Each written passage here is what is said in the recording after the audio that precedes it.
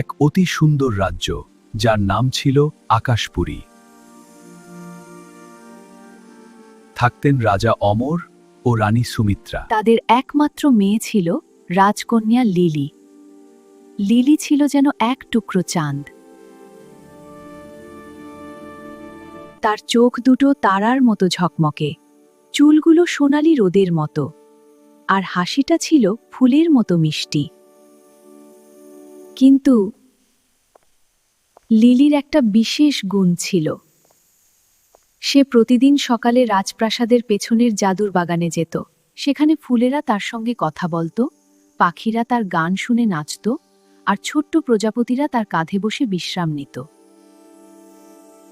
Lily সবাইকে ভালোবাসত। সে কখনো কোনো ফুল ভাঙত না, কোনো পোকাকে কষ্ট দিত না। একদিন সকালে লিলি যখন বাগানে গিয়েছে, হঠাৎ আকাশ থেকে রূপোলি আলোর একটা ঝলক পড়ল। আলোর মাঝখান থেকে বেরিয়ে এলো এক ছোট্ট পরী। তার নাম মিষ্টি পরী। তার ডানা ছিল রামধনুর 7 রঙে রঙিন, আর তার হাতে ছিল একটা ছোট্ট জাদুর কাঠি, যা থেকে সোনালি তারা ঝরে পড়ছিল। রাজকন্যা লিলি, আমি তোমার জন্য এসেছি। পরীর রাজ্যে আজ বড় উৎসব, কিন্তু আমাদের রানী অসুস্থ। শুধুমাত্র হৃদয়ের ফুল নামে একটা বিশেষ ফুল পেলে তিনি সুস্থ হবেন।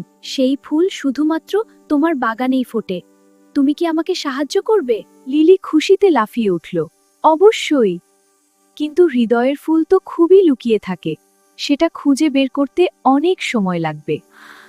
তাহলে চলো আমরা একসঙ্গে খুঁজি, কিন্তু সাবধান, পথে অনেক বাধা আসবে। দুষ্টু পরী জেভিলা হয়তো বাধা দেবে। দুজনে মিলে যাত্রা শুরু করল। প্রথমে তারা গেল অন্ধকার গুহার কাছে। গুহার ভিতরে ছিল অন্ধকার আর ভয়। লিলি ভয় পেলেও মিষ্টি পরী হাত ধরে বলল, ভয় পেও না, আমি তোমার সঙ্গে আছি। তারপর সে তার গলায় গান গাইতে শুরু করল, ভয় নাই, আলোর পথে চলি। আলো জ্বলুক, অন্ধকার সরে যাক। তার মিষ্টি গান শুনে গুহার অন্ধকার সরে গেল। গুহার ভিতরে তারা প্রথম সূত্র পেল, একটা সোনালী পালক। পরের বাধা ছিল চলমান নদী।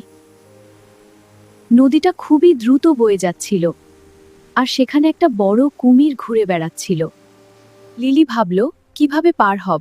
তখন সে নদীর পাড়ে দাঁড়িয়ে বলল, প্রিয় নদী, আমরা তোমার সাহায্য চাই। প্রিয় নদী, আমরা তোমার সাহায্য চাই। আমরা একটা অসুস্থ পরীরানীর জন্য ফুল খুঁজছি। তুমি কি আমাদের পার করে দেবে? আমরা একটা অসুস্থ পরীরানীর জন্য ফুল খুঁজছি। তুমি কি আমাদের পার করে দেবে? নদী তার সুন্দর কথা শুনে খুশি হয়ে একটা বড় পাথর ভাসিয়ে দিল। লিলি আর মিষ্টি পরী সেই পাথরের উপর দিয়ে নদী পার হয়ে গেল। তৃতীয় বাধা ছিল দুষ্টু পরী জেবিলা। জেবিলা একটা কালো মেঘের উপর বসেছিল। তোমরা কখনো হৃদয়ের ফুল পাবে না, আমি তোমাদের সব ফুল শুকিয়ে দেব, বলে সে তার কালো জাদু ছুড়ল। জেভিলা, তুমি কেন এত রাগ করো?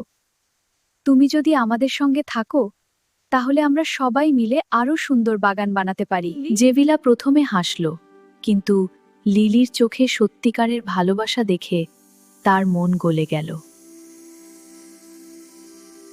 সে বলল, কেউ তো কখনো আমাকে এভাবে বলেনি।